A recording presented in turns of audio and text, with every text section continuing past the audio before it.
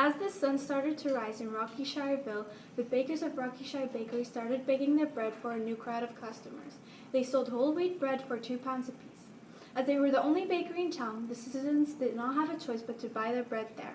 By the time the store opened, there was a crowd of people waiting outside, so the Rockishire Bakery decided to raise their price to £8 apiece. As the bakery was selling their bread, the fruit lady down the road wasn't selling any of her apples at 50 pence apiece.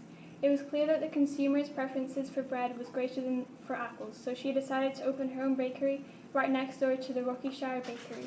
She decided to sell her bread at a price lower than £8 to gain all their customers. The consumers quickly saw that there was a lady selling bread at half the price. The Rockishire Bakery quickly lost all their customers. This meant that the consumers preferred a lower price for their bread. The only thing the Rockishire Bakery could do is lower their price to £4 apiece, so they would gain some of their customers back again. Whenever resources scarce, demand exceeds supply and prices are driven up. Therefore, some people cannot afford what they need.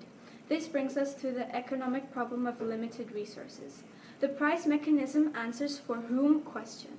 90% of the goods could be produced by the market system. The other 10% can't because the market would fail to produce it in the correct quantity.